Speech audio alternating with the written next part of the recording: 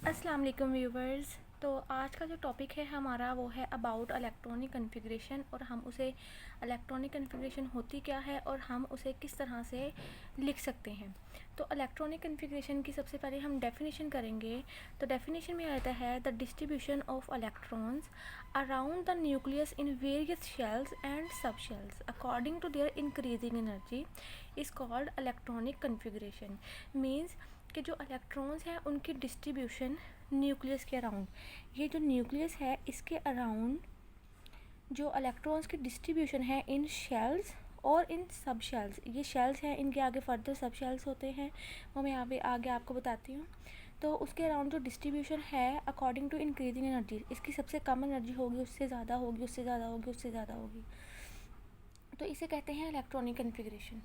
फिर हम ये देखते हैं the most stable or ground state electronic configuration of an atom is the one in which electrons are present in the lowest energy level.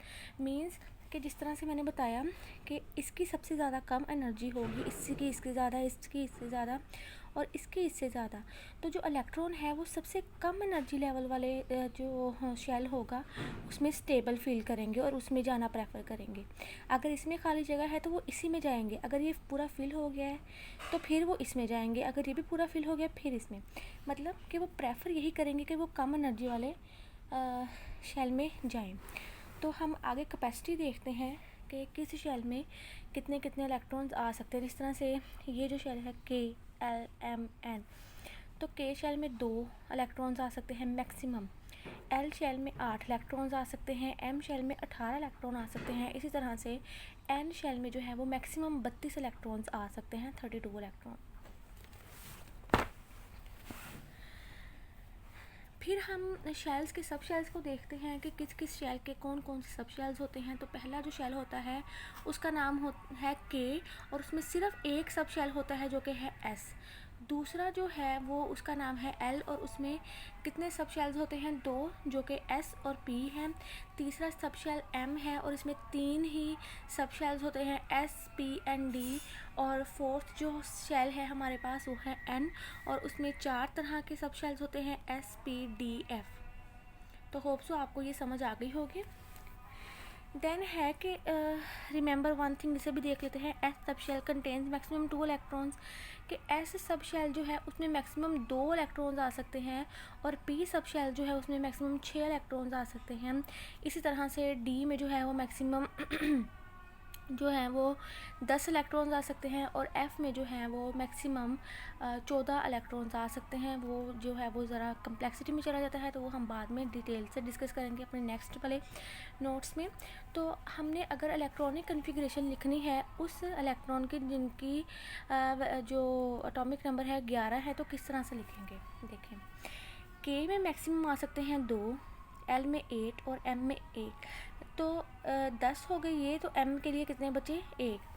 According to the sub shells की electronic configuration जब हम लिखेंगे तो वो किस तरह से लिखेंगे?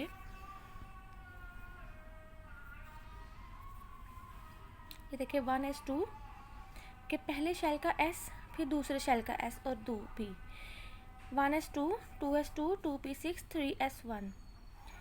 तो ये जो है हमारे पास ये हो गया, ये जो है ये हो गया हमारे पास K शेल, उसमें S है।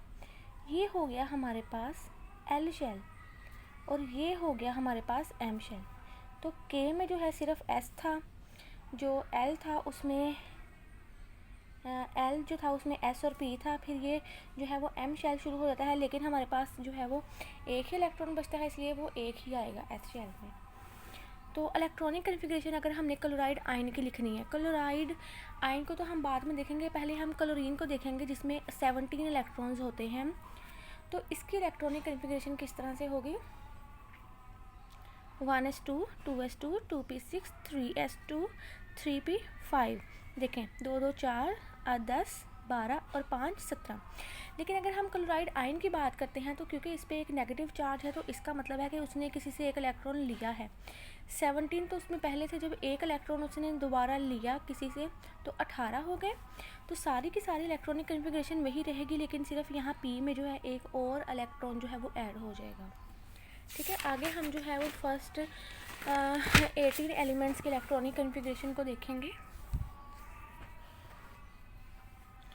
ये है हाइड्रोजन की 1s1, हीलियम की 1s2, लिथियम का जो है वो 3 है, तो 2 इसमें आ जाएंगे एस में, एक अगले एस में चला जाएगा। बेरिलियम में 4 है, तो 2 जो है वो पहले 2 एस शेल्स में आ जाएंगे, सब शेल्स में। बोरोन का 5 है, तो 1s2 2s2, तो एक जो बच गया वो 2p